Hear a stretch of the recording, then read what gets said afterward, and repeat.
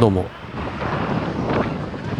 今日はナガランド州最大の都市ディマプールを出発して、ついにアッサム州に入り、ナガオンという町を目指します。一応地図を見ときますかね。現在はインド北東部にいます。青いポイントはこれまで僕が宿泊してきたポイントです。ディマプールはナガランドの端っこですね。これからアッサム州ナガオンに向かいます。ディマプールはナガランド州で唯一鉄道と空港を備えた町です。今も昔も交通の要所ですね。なんて言ってる間に早くも宗教に着きました。チェックポイントですね。そういえば国境周辺ではたびたびパスポートの提示を求められましたが、いつの間にか素通りできるようになりましたね。アッサム州に入りますが、もう少しだけディマプールについて話させてください。先ほども申しましたように、戦時中は連合軍の補給拠点として極めて重要な場所でした。1944年、日本軍第31師団は山岳地帯を越えコヒマに突入。予想をはるかに上回るスピードの奇襲に連合軍は大きな衝撃を受けます。コヒマの次に狙われていたのがディマプールでした。連合軍司令官スリムは、ここが落ちれば補給が断たれると危機感を強め、守備隊をかき集めて迎撃に備えます。しかし日本軍はディマプールにはやってきませんでした。最前線の第31師団長佐藤中将が補給の限界を見て命令を拒否したからです。疲弊した前線に無理をし続けた日本軍内部では、すでに指揮系統も崩壊しかけていました。この判断が連合軍の巻き返しにつながったとも言われています。もしあの時ディマプールに進撃していたら、無茶口中将は今頃英雄と呼ばれていたのかもしれません。歴史にたらればはご法度ですが、そういう歴史の別ルートを想像するのも嫌いではありません。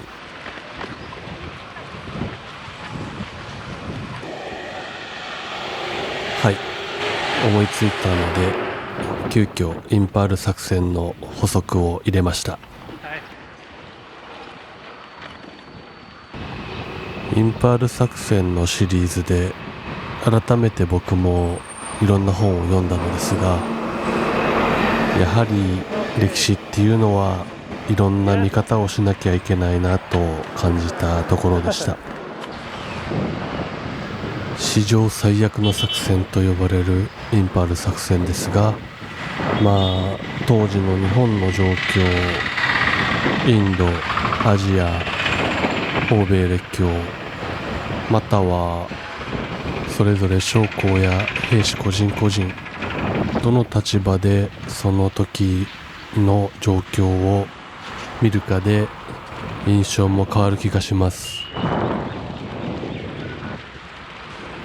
みんながそれぞれの正義のために行動したと思うと、否定できないところも出てくると思います。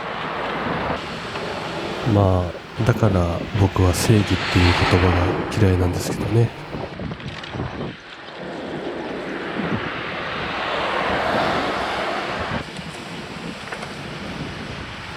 さて、難しい話は終わってアッサム州に戻りたいと思います。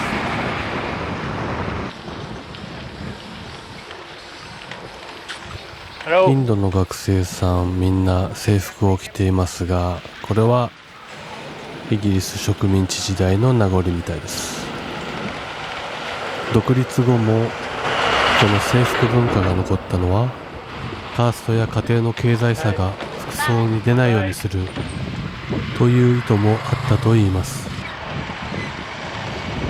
インドにはカーストという階級制の名残がありまして、今でも社会の中にその影響が色濃く残っています。もともとは職業や生まれによって身分が決まる制度で、今では法律で差別は禁止されていますが、特に地方ではその見えない区分けがまだ機能していたりもします。そんな中で学校という場所はある意味特別で、制服を着れば視覚的には階級がなくなるということのようです。もちろんそれだけで差別が消えるわけじゃないんですが、少なくとも子どもたちが対等に学ぶ第一歩としてある程度の役割は果たすのかもしれませんね。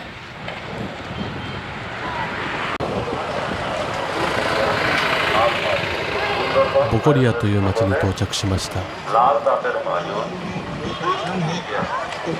路上マーケットも多く活気がありますね。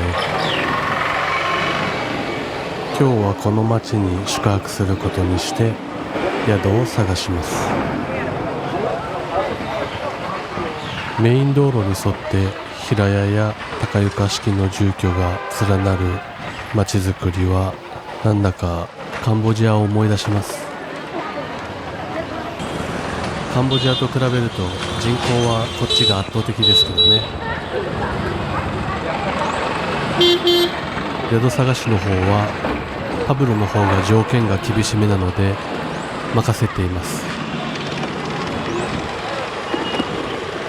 そういえば最初の方はインドでもキャンプをする予定ではいたんですが、ご覧の通りさすがインド、人口が多すぎて人気を避けれるところがほぼないという印象でした。まあその辺の事情も今後話していきたいと思います。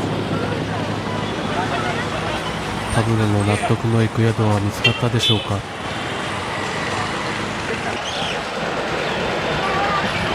結局パブロが聞き込みをして激安で廃屋のようなところを借りれることになりました。あるご家庭の多分使ってない家屋なんだと思うんですけど、外観は良かったんですが結構厳しい宿泊になりました。家具は揃っているんですが随分使っていないのか、もう南京虫だらけでしたね。ネズミの糞も乗ってましたし、他の虫も多かったので結局室内で僕はテントを張って寝ました。そういう内部の映像もあればよかったんですけどね。この時期は移動中しか映像をほとんど撮っていませんでした。すみません。見た感じはいいんですけどね。次回はこの街の朝のマーケットの様子から。